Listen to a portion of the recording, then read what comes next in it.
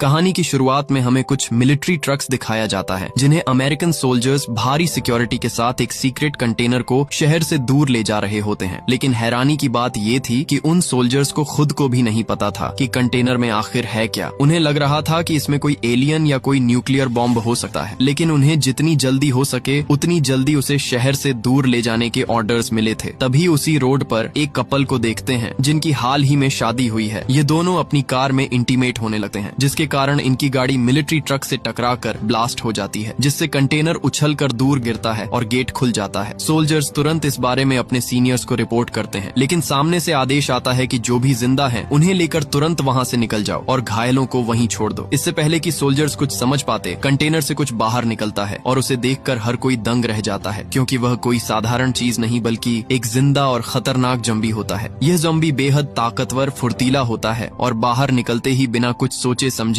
सभी सैनिकों पर हमला कर देता है। कुछ सोल्जर्स उसे गोली मारने की कोशिश करता, पर उसको कुछ भी नहीं होता है और पलक झपकते ही वह वहां मौजूद सभी सोल्जर्स को मार देता है। दो सोल्जर्स जल्दी जल्दी भागते हुए काफी दूर निकल जाते हैं। उन्हें लगता है कि जो भी चीज थी वह अब यहाँ तक नहीं पहुँच पाएगी, लेकिन तभी वही ज़ॉम्बी उन पर हमला कर देता है और उन्हें भी मार देता है। कुछ ही पलों में वे दोनों फिर से उठ खड़े होते हैं, क्योंकि अब वे एक ज़ॉम्बी वायरस से संक्रमित हो चुके होते हैं। अब तीनों एक साथ हो जाते हैं। इन ज़ॉम्बियों की सबसे खास बात यह थी कि वे सिर्फ हिंसक ही नहीं बल्कि काफी समझदार भी थे। तीनों मिलकर प्लान बनाते हैं कि वे लास वेगास जाएंगे ताकि वहां के लोगों को संक्रमित करके अपनी एक ज़ॉम्बी आर्मी तैयार कर सकें। इसके बाद उन्होंने उस शहर में जाकर वहां के लोगों को इन्फेक्ट करना शुरू कर दिया। ये वायरस इतनी तेजी से फैलता है कि देखते ही देखते पूरा शहर इसकी चपेट में आ जाता है। हालात काबू से बाहर होने पर पूरे शहर को अलग कर दिया जाता है। सरकार उन्हें रोकने के लिए शहर पर बम गिराती है और पूरी तरह से आर्म्ड सोल्जर्स की फोर्स भेजी जाती है, लेकिन इस शहर में आने वाला हर व्यक्ति इन्फेक्टेड होता चला गया। वायरस को रोकने की सरकार की हर कोशिश नाकाम रही। आखिरकार पूरे शहर को सील करना पड़ा। अब न कोई अंदर जा सकता था और न ही बाहर आ सकता था। लेकिन इसके बावजूद कुछ लोग ऐसे भी थे जो चोरी के लिए गैर कानूनी तरीके से शहर के अंदर जाते थे। लास वेगास को पैसों का शहर कहा जाता था, क्योंकि वायरस के चलते लोगों को अपने घर और वॉल्ट्स में रखे पैसे वहीं छोड़कर भागना पड़ा था। ऐसा माना जाता था कि वहाँ के कसीनो में अब भी इतना पैसा छुपा हुआ है कि अगर किसी के हाथ लग जाए तो उसकी कई पीढ़ियां आराम से लग्जरी जिंदगी जी सकती हैं। इसके बाद हमें स्कॉट नाम का एक एक्स मिलिट्री सोल्जर दिखाया जाता है, जो कभी वेगास में एक मिलिट्री सोल्जर हुआ करता था, लेकिन अब वह एक साधारण शेफ की नौकरी करता है। एक दिन वह रोज की तरह अपना काम कर रहा होता है, तभी वहाँ मिस्टर तनाका नाम का एक आदमी उससे मिलने आता है। मिस्टर तनाका कोई मामूली इंसान नहीं था। उसका स्कॉट जैसे आदमी से मिलना ही बहुत बड़ी बात थी। वह स्कॉट को बताता है कि सरकार पहले ही लॉकडाउन लगा चुकी है और जिन इलाकों में ज़ॉम्बियों को काबू करना नामुमकिन है वहाँ बम गिराने की तैयारी चल रही है। साथ ही सरकार ने यह भी भरोसा दिया है कि लोगों की जरूरी चीजें किसी तरह उन तक पहुँचाई जाएगी। तनाका आगे बताता है कि वह एक बड़े कैसीनो का मालिक है और उसके अंदर उसके $200 मिलियन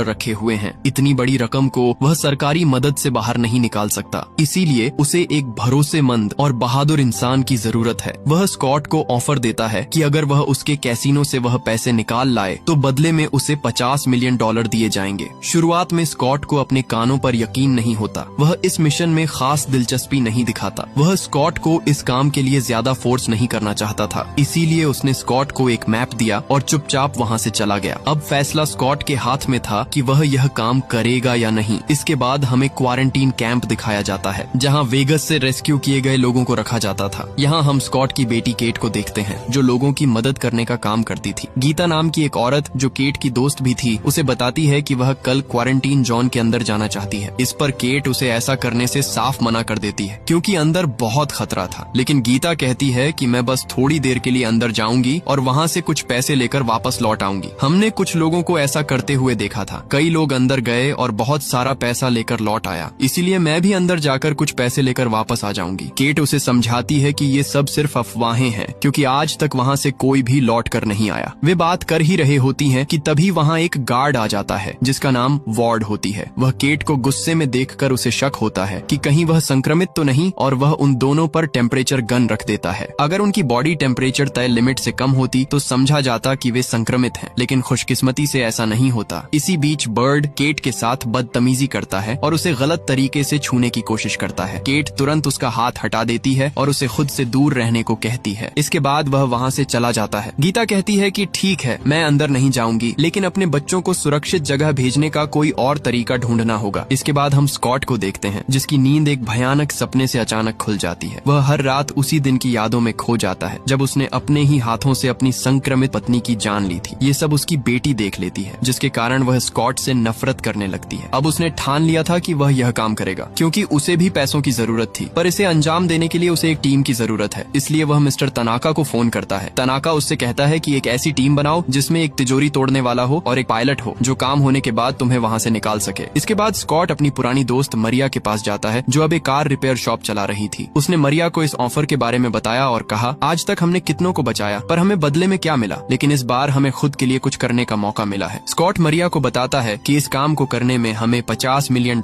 मिलेंगे, जिससे हमारी जिंदगी बदल सकती है। तब मरिया उसके साथ चलने को मान जाती है, लेकिन उन्हें एक और आदमी की जरूरत थी। इसीलिए यह दोनों अपने एक और दोस्त जेम्स के पास जाते हैं, जिसे ज़ॉम्बीज को मारने का एक्सपीरियंस था। सिर्फ वही था जिस पर वह इस पूरे मिशन में भरोसा कर सकते थे। यहाँ ये लोग डिसाइड करते हैं कि तीनों $15 मिलियन लेंगे और बाकी के $5 मिलियन को टीम के बाकी मेंबर्स में बांट दिया जाएगा। इसके बाद वह पीटर के पास जाते हैं, जो एक पायलट थी। उसे तो पैसों की इतनी जरूरत थी कि वह काम सुने बिना ही साथ आने को तैयार हो जाती है। इस तरह उन्होंने कुछ और लोगों को भी अपनी टीम में शामिल किया, जिन्हें हथियार चलाना आता हो और जो ज़ॉम्बीज से लड़ने में उनकी मदद कर सकें। इसके बाद सबसे आखिर में वह एक चोर के पास जाते हैं, जिसका नाम जैक है, जिसे तिजोरियों के बारे में सब कुछ पता था। जब जैक को पता चला कि उसे लास वेगास के कसीनो में रखी तिजोरी खोलनी है, तो उसकी खुशी ठिकाना नहीं रहा। यह तिजोरी खोलना उसके बचपन का सपना था, क्योंकि यह तिजोरी किस्मत से नहीं सिर्फ स्किल से खुलती थी और उसे पूरा यकीन था कि वह इतना काबिल है कि इसे खोल सके। इसके बाद उन सब ने अपने अपने हथियार बाहर निकाल लिए, क्योंकि अब उनका इस्तेमाल करने का टाइम आ चुका था। टीम के सभी लोग एक पुराने गराज में इकट्ठा होते हैं, जहां मिस्टर तनाका उन सबको अंदर घुसने से लेकर बाहर निकलने तक का सारा प्लान समझाता है। प्लान बिल्कुल सिंपल था। उन्हें अपना रास्ता क्लियर करते हुए अंदर जाना है और फिर उस तिजोरी को खोलकर उसके अंदर पड़े सारे पैसे को बैग्स में भरना है और हेलीकॉप्टर में बैठकर वहां से पलक झपकते ही गायब हो जाना है। और यह सब उन्हें अगले 32 घंटे में करना होगा। लेकिन जब उनमें से एक आदमी को पता चलता है कि उन्हें क्वारंटीन जोन में जाना है, तो वह साथ चलने से मना कर देता है, क्योंकि वह ज़ॉम्बी से बिल्कुल भी रिस्क लेना नहीं चाहता था। इसीलिए वह आदमी वहां से चला जाता है। इसके बाद सारी तैयारी हो चुकी थी, लेकिन क्वारंटाइन जोन में घुसना इतना आसान नहीं था, क्योंकि अब भी मिलिट्री फोर्स चारों ओर तैनात थी, जो उन्हें किसी भी कीमत पर अंदर नहीं जाने देंगे। इसलिए स्कॉट मदद के लिए अपनी बेटी के पास जाता है, जो क्वारंटीन जोन में काम करती थी। वह उन्हें आसानी से अंदर भेज सकती थी, लेकिन उसे मनाना स्कॉट के लिए बिल्कुल आसान नहीं था। केट अब भी उससे नाराज थी, क्योंकि स्कॉट ने उसके सामने ही उसकी माँ को मार दिया था। स्कॉट उसे समझाता है कि वह यह सब उसी के लिए कर रहा है और इस काम के बदले उसे $5 मिलियन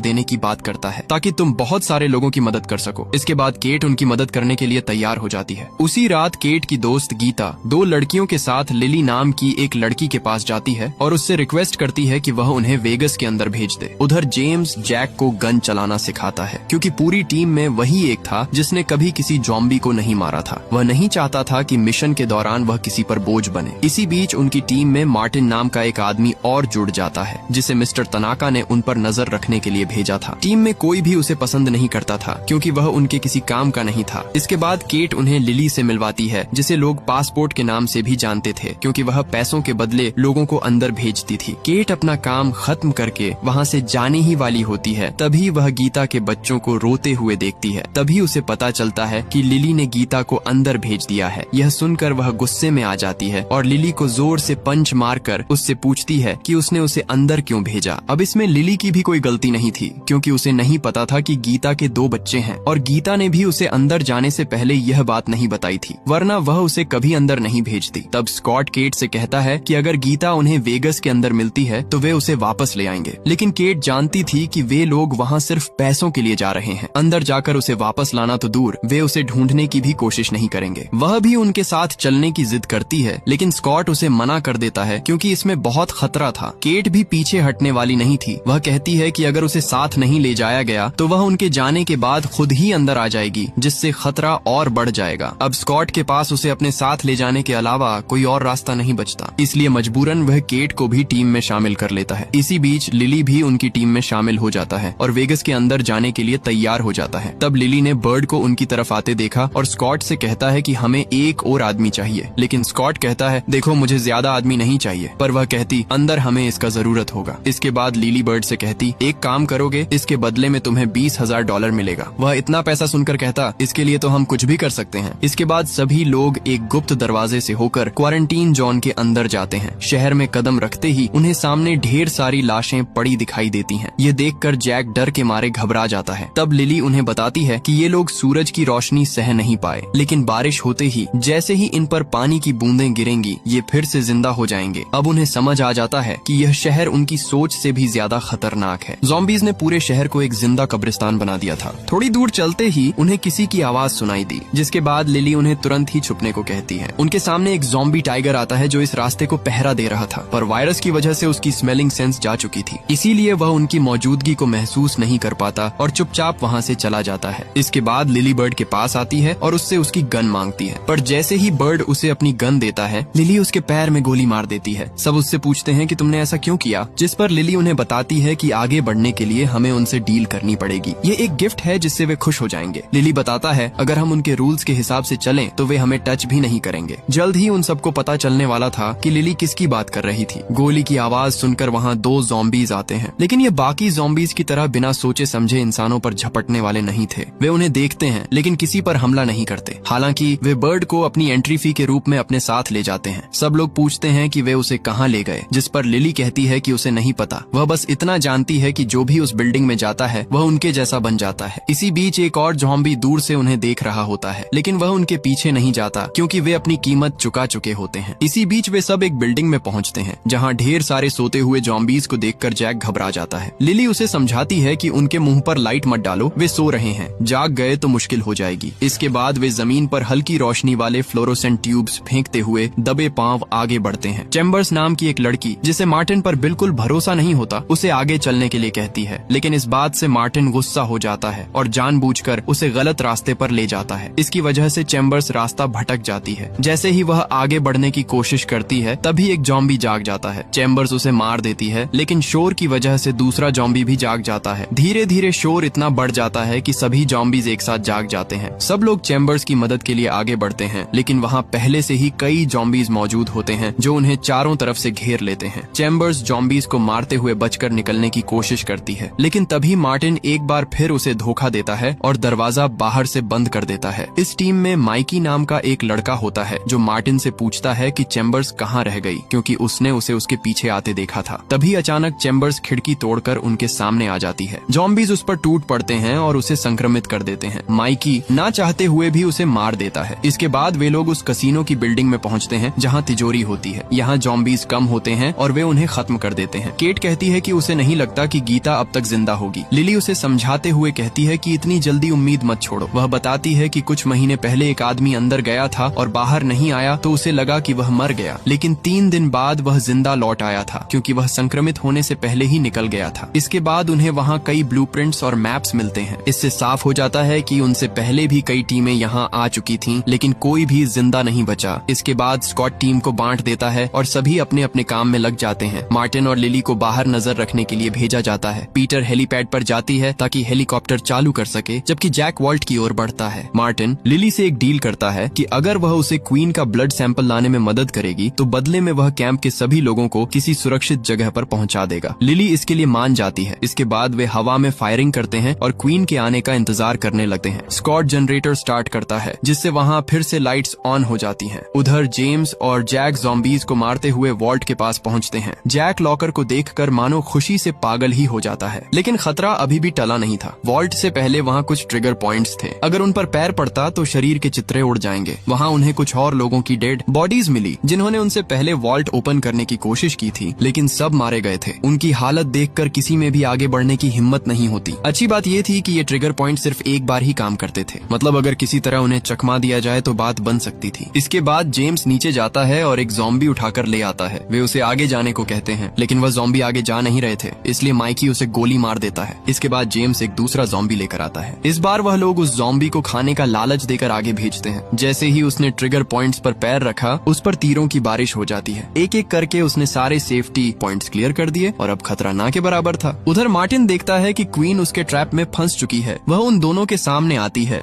लेकिन जब उसने देखा कि इन लोगों ने उसके लिए कुछ नहीं रखा है तो वह उन पर गुस्सा हो जाती है। मार्टिन क्वीन को पकड़ लेता है, लेकिन तभी एक दूसरा ज़ॉम्बी उस पर हमला कर देता है। वह उसे इन्फेक्ट करने ही वाला होता है कि तभी लिली उसे मार देती है। इसके बाद मार्टिन क्वीन के पास जाकर तार से उसकी गर्दन काटने लगता है। लिली घबराकर कहती है, तुम ये क्या कर रहे हो? तुम्हें तो सिर्फ ब्लड सैंपल चाहिए था। लेकिन मार्टिन अपने बॉस को खुश करने के लिए किसी भी हद तक जाने को तैयार था। इसी बीच गीता दिखाई देती है जो अल्फा ज़ॉम्बी के कब्जे में होती है। वह उसे इन्फेक्ट करने ही वाला होता है कि तभी उसे क्वीन की चीखें सुनाई देती हैं। इसके बाद वह उसे खोजने के लिए चला जाता है। दूसरी तरफ स्कॉट न्यूज में देखता है कि सरकार ने दबाव में आकर शहर को तय समय से 24 घंटे पहले ही न्यूक्लियर बम से उड़ाने का फैसला किया है, यानी अब उनके पास बचने के लिए बहुत कम समय रह गया था। वहीं पीटर जिस हेलीकॉप्टर को स्टार्ट करने की कोशिश कर रही होती है वह पुराना होने के कारण आग पकड़ लेता है। वह किसी तरह आग पर काबू पा लेती है, लेकिन अब हेलीकॉप्टर स्टार्ट होगा या नहीं ये कहना मुश्किल था। इधर स्कॉट जल्दी से ऊपर आता है और जैक से पूछता है कि वॉल्ट खोलने में और कितना समय लगेगा, लेकिन जैक जो इसे खोलने ही वाला होता है उसकी वजह से परेशान हो जाता है। वह स्कॉट पर चिल्लाकर कहता है, मेरी बात ध्यान से सुनो, ये लॉकर दुनिया के सबसे हाईटेक लॉकर्स में से एक है। वह गुस्से में कहता है कि अगर तुमने एक बार और मेरा ध्यान भटकाया तो यह वॉल्ट कभी नहीं खुलेगी। उसे इतना गंभीर देखकर एक पल के लिए स्कॉट भी पीछे हट जाता है और उसे अपना काम करने देता है। उन्होंने उसे यह नहीं बताया कि बम ब्लास्ट होने में अब सिर्फ कुछ ही घंटे बचे हैं, वरना वह घबरा जाता। उधर अल्फा ज़ॉम्बी जब क्वीन के पास पहुंचता है तो वहां उसे उसकी सिर कटी लाश पड़ी हुई मिलती है। यह देखकर अल्फा ज़ॉम्बी को बहुत गुस्सा आता है। वह उसे अपनी पूरी सेना के सामने ले आता है। जब वह क्वीन का पेट चीरकर बच्चे को बाहर निकालता है तो पता चलता है कि बच्चा मर चुका था। ये देखकर उसकी आंखों में खून उतर आता है। इसके बाद वह अपनी सेना को तैयार करता है और युद्ध का ऐलान करता है। स्कॉट और उसकी टीम को इस बात का अंदाजा नहीं था कि कितना बड़ा खतरा उनके सामने है। वे अभी भी पैसों को लेकर भागने की फिराक में थे। वहाँ उन्हें कुछ पैसे मिलते हैं जिन्हें वे आपस में बांट लेते हैं। स्कॉट ने इतनी बड़ी रकम पहले कभी नहीं देखी थी, लेकिन उस वॉल्ट के अंदर जो असली चीज थी उसके सामने यह रकम कुछ भी नहीं थी। काफी देर की कोशिश के बाद जैक आखिरकार लॉक खोल देता है। जैसे ही वे वॉल्ट का दरवाजा खोलते हैं, अंदर पड़े पैसों को देखकर सबकी आंखें फटी की फटी रह जाती हैं। वे लोग जल्दी जल्दी सारे पैसे बैग्स में भरने लगते हैं और उन्हें हेलीकॉप्टर में लोड करने लगते हैं। देखते ही देखते पूरी वॉल्ट खाली हो जाती है। इसी दौरान स्कॉट को पता चलता है कि केट वहाँ नहीं है। वह उसे काफी ढूंढता है, लेकिन केट का कोई आता पता नहीं चलता है क्योंकि वह अकेले ही गीता को ढूंढने के लिए उस खतरनाक बिल्डिंग के बाहर पहुंच जाती है। इसके बाद अल्फा ज़ॉम्बी को दिखाया जाता है जिसकी पूरी सेना कसीनो की ओर बढ़ रही होती है। जल्द ही पूरी बिल्डिंग खाली हो जाती है, जिसके बाद केट अंदर जाती है। हालांकि खतरा अभी टला नहीं था। स्कॉट अपनी बेटी को ढूंढने जाने ही वाला होता है कि तभी लिफ्ट का दरवाजा खुलता है और जिसकी सेना मरिया की गर्दन तोड़कर उसे मार डालती है। सब कुछ इतनी जल्दी हुआ कि स्कॉट को समझने का भी मौका नहीं मिला। जैक और जेम्स देखते हैं कि बहुत सारे ज़ॉम्बी उनकी तरफ आ रहे हैं। इसके बाद वे दोनों फायर करते हुए लॉकर की तरफ बढ़ जाते हैं क्योंकि छुपने के लिए वही सबसे सुरक्षित जगह थी। दूसरी तरफ लिली और मार्टिन वहाँ से भाग ही रहे होते हैं कि तभी मार्टिन ऊपर से दरवाजा बंद कर देता है क्योंकि उसे जो चाहिए था वह मिल चुका होता है। वह कहता है कि मिस्टर तनाका को पैसों से कोई मतलब नहीं है। इस बैग में जो है